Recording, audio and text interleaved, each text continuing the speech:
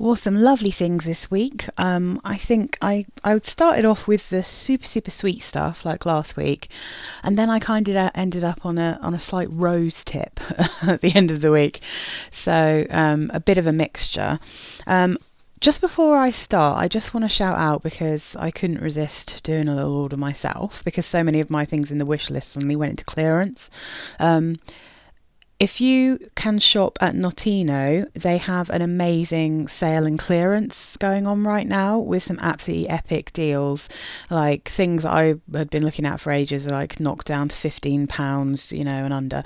So I just wanted to mention it because I just sort of randomly went in there to see if they had something that I needed to put in my wish list, and like everything was just so cheap. I was like, oh my god, including some things that have been discontinued or are like really hard to find.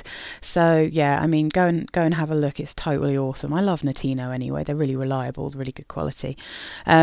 So that's the first bit out of the way, and so let's start with this is Mon Eau by Lolita Lempicka.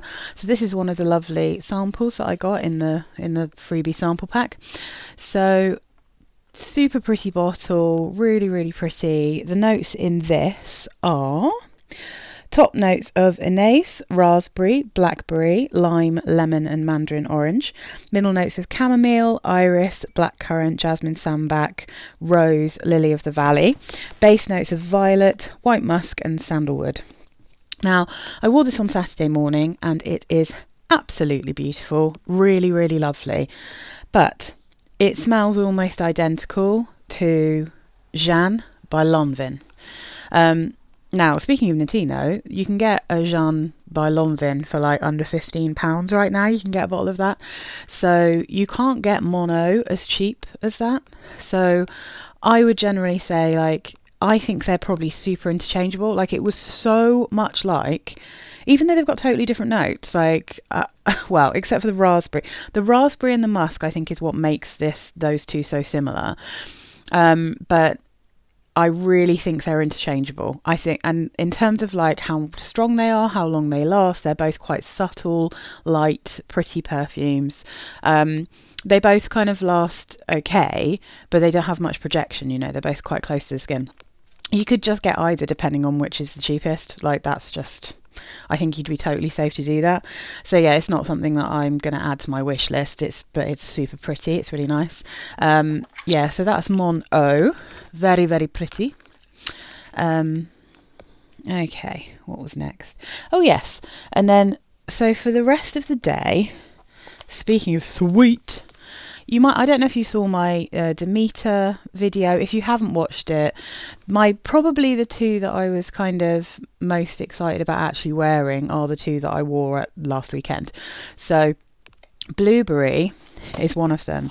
Now, as I said in that video, the notes listed for blueberry just say blueberry, but there's no way that this is just blueberry. And so the notes I'm going to read you are the ones from Demeter's discontinued blueberry muffin. It's like a jelly. It's called Jelly Belly Blueberry Muffin by Demeter.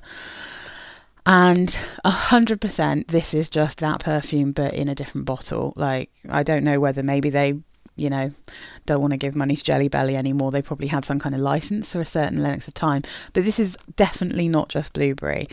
So when I read the notes, it will be clear. So the notes for Jelly Belly Blueberry Muffin are popcorn, blueberry, sweet notes, sugar and vanilla. And this absolutely does smell, I can smell that popcorn. Normally that totally puts me off. And when I first spray this, it puts me off. But the general vibe of this is absolutely a blueberry muffin. It smells like a blueberry muffin. The blueberry in it smells juicy, like juicy, just popped, lovely blueberries that have just literally cooked inside a muffin but are still juicy, Incredibly sugary. I definitely can smell that popcorn, but thankfully it kind of died down on my skin enough for me to just be like, oh, I smell like a blueberry muffin with sugar on top. But unlike my Britney Spears fantasy perfume, Midnight Fantasy, it doesn't then turn into a shampoo smell. It just stays smelling like a very, very sweet blueberry muffin.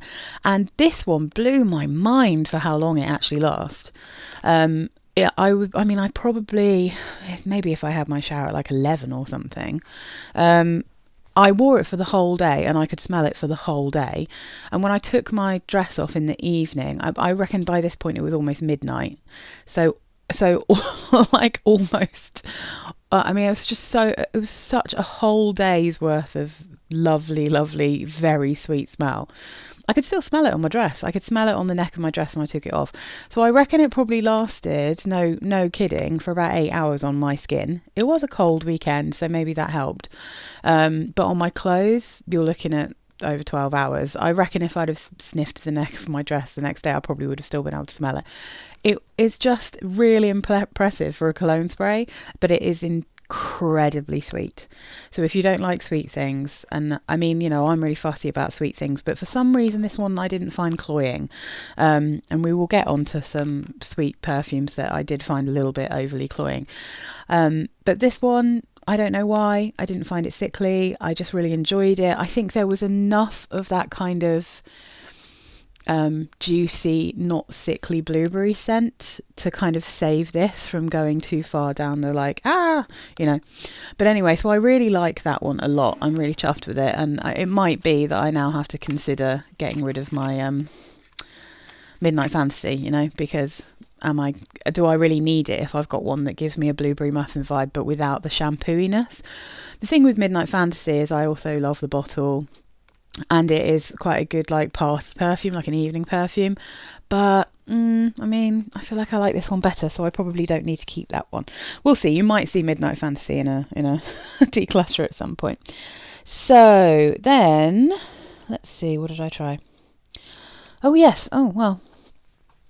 I tried this one again because I've tried it a few times. Pascal Morabito Pure Perle, which I think is actually, I'm assuming this has been discontinued, because when I got it for I got 100ml for like a tenner, and I haven't seen it anywhere since, so I feel like these are harder to get now.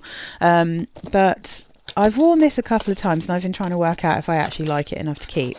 And I think I decided this time that I don't. I'm just not, I think it's really nice, but I don't love it. And because I've got so many perfumes that I love, it sort of feels pointless to keep it. It's super pretty. It dries down to smell a bit like caramel, weirdly, even though there's no caramel in it. But it starts off with a kind of fizzy, almost laundry powder, kind of clean, zingy smell, like a bergamot smell. So the notes here are top notes of pear blossom and bergamot, middle notes gardenia and heliotrope, base notes tonka bean, musk, sandalwood and cedar. And it must purely be that tonka bean that is making this smell like a gourmand in the dry down. And I think as much as I kind of like the caramelly vibe when it dries down, it's like, I don't know, I weirdly don't find it particularly comfortable to wear. So I think probably this one will certainly be in a declutter at some point, and I will definitely film a declutter for you when I get rid of stuff. So yeah, it doesn't quite work for me, but I can understand why other people like it. Do I prefer Signature? Possibly. They both have this weird kind of sweet. I mean, this is like a caramelly dry down. Signature's more like a vanilla dry down, but they both have this weird kind of laundry powder smell when you first spray them. So yeah, I don't know. We'll see. And then I continued on my sweet day with Pistachio Ice Cream by Demeter. Now, I loved this one as soon as I smelt it. I knew I was going to love it. I absolutely love it. I love it. So, absolutely scrumptious. Definitely not quite as long lasting or strong as the blueberry. For some reason, the blueberry is just an absolute beast for a Demeter anyway. This one, it says the notes are pistachio and ice cream. I'm not entirely sure I believe that. I feel like there's other things going on in this as well, but for me, this smells like if you can imagine a soft scoop pistachio ice cream rather than like a fancy gelato, just like a slightly more basic but delicious pistachio ice cream with marzipan. Like, it really reminds me of marzipan. It's so pretty. I absolutely loved it. I loved wearing it. It's totally lush. I don't really have much more to say about it except that it's delicious and I love it, and I'm so glad to have that one. I'm actually really glad to have both of these. They're tasty, tasty. So that is the weekend done. I was working from home on Monday, and it was, it was Monday, right? It was also very grey. It was incredibly windy and miserable, and I was just like, I just want to brighten up my day. So I decided to wear Nivea Sun. I'm not entirely sure it's the right time of year to wear it, but it certainly did cheer me up because it is just like, it smells like a holiday. It smells exactly like a holiday. I don't really remember using Nivea Sun, but I recognise the smell. So I was probably surrounded by people using Nivea Sun, and I would make a bet that my family used Nivea Sun. And I was always more of a buy the Malibu oil kind of girl. So the notes listed for this are really basic. They're just top notes, green notes, middle notes, solar notes and flowers, base notes, powdery notes. And it's been compared to like loads of different beachy perfumes, including H&M Sun.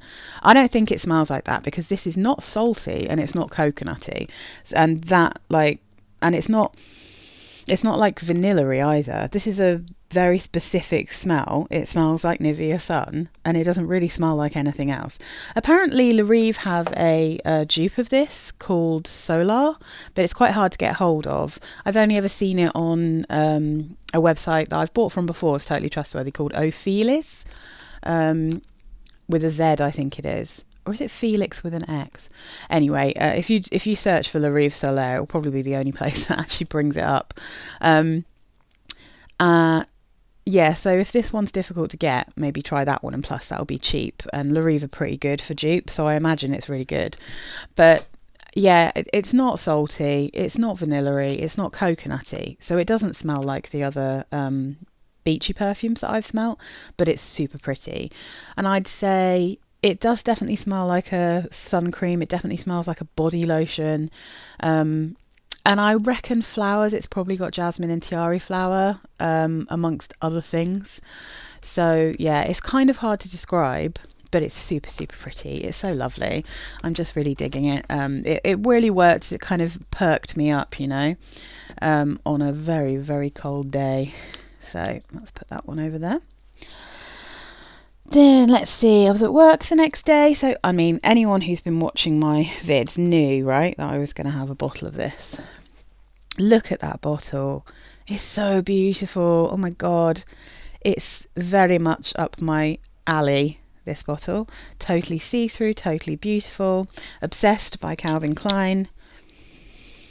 Oh, there's just something very magical about this. And I just, again, it has the vibe of something like not a perfume, I think it's got that kind of vibe. When you know the notes that are in it, you can recognise them, but I think if you just randomly smelt it, there's just something musky and slightly sweet and just intriguing about this one.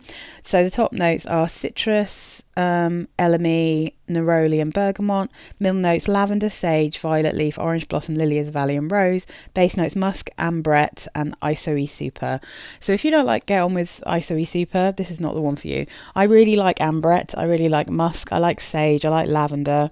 I'm not keen on neroli particularly, but that's not really the thing. I smell mainly kind of lavender, sage, ambrette and musk. That's and I can kind of get a sense that there's some florals in there, but I wouldn't necessarily be able to tell you what. It just smells like sexy skin, like sexy, sexy skin. And this is the one that's for women, but I'm pretty sure anyone could wear this as long as if you're masculine and you don't mind quite sweet scents, then this is just fabulous. If you prefer not quite so sweet, but you still like the idea of a beautiful kind of almost skin smell, like a magical skin smell, then I think CK2 is fabulous for that. You'll see CK2 popping up more when the weather warms up. But you can get a bottle of this for 20 quid, 25 quid, something like that. I got this one, I think, for £22. This is 100ml. Yep. And it's such a beautiful bottle. I'm obsessed. I am obsessed with this bottle, and I love this perfume. Wore it all day, wore it to work.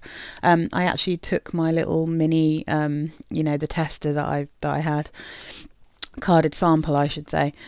So I took that with me to work to top up. But I think I didn't need to do it till the end of the day. Like, especially if this hits your clothes, it's going to last quite a long time. I think it's great. It's just a real beauty. I'm just looking at what else I've got and how I'm going to have room for all of this. Gorgeous, gorgeous, gorgeous. So you guys can go over there to centralise this. So that was Tuesday. And Wednesday I was at home again, like working from home again, unplanned, but because there was a tube strike. So I've learnt the hard way in the past to not try to go into work in central London when there is a tube strike, because it's just a total disaster. So like I said, I started to get onto a rose kick. I was on a real rose kick. Oh, and I just wanted to try this. And the reason being, this is Jean-Charles Brosseau. And this is Fleurs d'Ombre Rose. I say it every time, but it's really important not to be mixed up with Ombre Rose, the original Ombre Rose from Jean-Charles Brosseau, because that is a powdery, classic, old school rose. This is a fruity floral. This is light, it's kind of girly, much younger. It has a, like, rather than like a dusty, old-fashioned rose, it has a fresh, dewy pink rose, I'd say, this one. So I was thinking about this one because of this one, which I'll talk about in a minute, because what I realised is that Love at First Glow actually smells quite similar to this, which is a love of mine. This is one that I had many years ago, and I used to wear. It was a signature scent for a while. Then, because the old version in my memory didn't really last very long, so it kind of turned into a bed scent, and then because it's quite expensive, I didn't continue to buy it once I had a new signature scent. And I just brought it back into my collection for my wedding because it's just the perfect kind of beautiful scent for wedding celebrations, really. And this is basically I think it smells overall a bit like raspberry, but that's a mixture of the fruits in it. So I always think of this as like a peach, raspberry and rose, but there's something about the combinations of all the fruits. There's so many notes in this. So the top notes are rhubarb, tangerine, apple and melon, blackcurrant, orange, grapefruit and bergamot. Middle notes are rose, peach, mango, freesia and jasmine. I definitely get some of that freesia. Base notes, orris, root, musk, vetiver, sandalwood and amber. And so from my memory, this lasts longer than I remember it. I remember it lasting. So I don't know if it's been reformulated. It's rare for a reformulation to be better than the original, but I don't know. I feel like I get more grapefruit than I used to as well, but I still think this smells a little bit like pink jelly babies and pink roses. That's kind of what it reminds me of. I think there's something about the blackcurrant and the rhubarb and the mango that for some reason are giving me like an overall kind of jammy raspberry kind of smell, but it's light and like effervescent, it's like not a heavy perfume. It's super good for spring. It's so pretty, but it's one of my more expensive perfumes. I think this one is a 50ml, is it? This is a 50ml and it cost me, and it's Eau de Toilette, and it cost me about £50, and that was like on a deal. So it's not the cheapest of perfumes, but it's gorgeous. It's absolutely gorgeous. So I wore that one during the day. And then because I was thinking about it and I wanted to do a compare, and obviously I'm also making sure that I know what to declutter, I wore Love at First Glow in the evening. So by this point, this one had pretty much worn off, but I was just thinking, oh, this is what it reminds me of. This is a peach and rose perfume. I'm going to have to take this little clinky thing off because it gets on my nerves.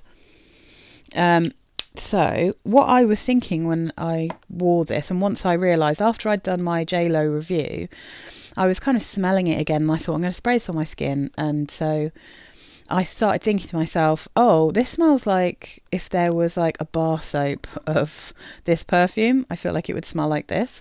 So I was like, oh, I actually quite like that. I'm going to have to check it. The notes in Love at First Glow by Jennifer Lopez are top notes of peach, neroli and bergamot, middle notes of rose, freesia and jasmine, musk, woodsy note and vanilla in the base. So you've got the peach, you've got the bergamot that's kind of standing in for the citruses in Fleur d'Ombre Rose. And then you've got the Rose, which is quite high up in the mix. And then you've got Freesia, which I can definitely smell. And you've got this lovely musk in there.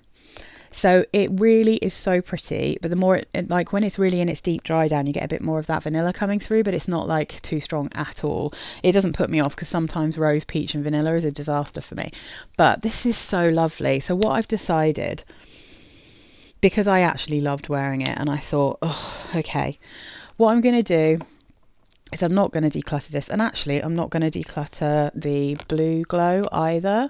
I will declutter Starfruit and White Flowers because that's a 50ml, but because this and the Blue Glow are both 30ml, I'm actually just going to keep both of those and I'm going to have them as my travel perfumes, my kind of like holiday perfumes, because they're quite small, they're quite easy to pack away, and I really enjoy them both, so they can kind of stand in for my more chunky bottles that I don't want to be taking with me, and it will save me having to decant stuff because it's not like I'm going to make loads of money if I sell these perfumes. So I think this one is going to have to stay because it is gorgeous. Lovely. That was Wednesday. So Thursday I was still on my rose kick, and my husband actually said, like, complimented me on this one. Okay, I don't really like talking about this because it's so hard to get and it was discontinued a long time ago. So this is Stella, and this happens to be one of the original Stellas by Stella McCartney. So the original ones, if you're looking, okay, so you can really only get these now secondhand. They are normally quite expensive, but it's kind of the best rose perfume. I mean, I'm sorry to say it, it's just true. It's basically the best rose perfume. It's a real shame that they discontinued this. I think all of the Stella McCartney perfumes are discontinued, and there's a few that I really like, and it's a real shame. But the original Stella, so the original formulation, which is what this is, comes in like a grey cardboard box with purple writing, which is shaped to the bottles. And if you have that, so this is a 30ml, all the 30mls come in this shape. If you get a 50ml, which is the squarer bottle with the lid, it's silver around the bottom of the lid that says Stella on it. That's the original formulation. The modern formulations, I'm telling you this if you're going to look for it on eBay, well, it's not modern. The 2014 reformulation has a gold bit of metal underneath the lid with Stella written on it, and these they come in more rectangular boxes. They're not shaped to the bottles, with little dots on them. So what to say about this? The original formulation only has 4 notes listed, which is rose, peony, amber and mandarin orange. I personally I think there's wood in this, and in the reformulation they do list woodsy notes, and I reckon there are woodsy notes in this, but it's not like strongly woody. It's just, it smells like a red rose, and when it dries down on your skin there's just something really magical about it, and it's really hard to describe. It's just so pretty. It's the perfect kind of natural sweetness of a rose with no screechiness, but without being jammy. It's just lovely, and I've never really smelt anything quite like it. I would say the closest I've kind of smelt, there's 2 things that get compared to, there's loads of things that get compared to it that I've smelt and don't smell anything like this, but the ones that I've smelt that I can see there is a vibe, there are the 2 Elizabeth and James Nirvana perfumes, also discontinued. So Nirvana White I don't actually think smells like this, but it sort of has a similar vibe with the peony. And then Nirvana Rose is like, if you can imagine it's like, it smells like this rose but darker and way more kind of powdery and like dusty. It smells dark and dusty. That one I think has carnation in it, which makes it much drier, like a way drier scent. But I reckon if you layered Nirvana White with Nirvana Rose, you might start to get a bit of a vibe for what Stella smells like. But yeah, I mean, it's a shame because people I mean, even looking on this It's like 100 ml is £174. But if you can find it for like 50 quid and under, I totally think it's worth it if you like rose perfumes. And I just, it there's just something magical about it. I have to say though, like even though this is original formulation, I don't find that it lasts particularly long. I have to respray this the same amount as I do like this one. So people say that the reformulation doesn't last as long as the original, but the original doesn't last very long on me. So whatever. So anyway, I wore that all day because it's beautiful, and I don't wear it very often because it is like so hard to find. So then on Friday, if you saw my little short, you'll have seen that I got this little 10 ml pen spray set of Ariana Grande perfumes, mainly because I wanted to get REM to smell, and I just can't get testers or like carded samples or anything of that one. They're not massively expensive, so at some point I'm probably just going to buy a little bottle, because that's out of all her bottles, it's the only one that I actually like the bottle of. So this is God is a Woman, and I got 2 of these. So instead of getting God is a Woman, what is this one called, Thank You Next, and REM, I just got Thank You Next and 2 God is a Woman. So I was like, all right, fine, I'm going to wear this on Friday. Now, part of me loves this and part of me is like, no. So, they're really delicate, these pen sprays, and they're really lightweight. I'm scared they're going to get smashed to smithereens. So the notes in God is a Woman: top notes of pear and ambrette, middle notes orris and Turkish rose, base notes Madagascar, vanilla and sandalwood. This is gorgeous. I mean, it is. It's just gorgeous. I've smelt this and the next one you'll see, Thank You Next. I've smelt them both in store before, but I've not tried them on my skin until this week. So this is a really bright and juicy pear. Reminds me a little bit of a slightly less tangy H&M pear. And when it dried down on my skin, I totally fell in love with how that ambrette kind of came forward. And I've not really, it's really low in the mix when you look at the votes, but I did definitely get a bit of rose. It's one of the reasons that I decided to wear this on Friday, hence my rose kick, because I was like, I can sense that in the dry down, this is, how would I explain it? If you can imagine a bowl full of juicy, sweetened pear juice and a little island in the middle of muskmallow, of ambrette, with just one tiny little pink rose sitting on the top. That's kind of the scent profile I find with this one.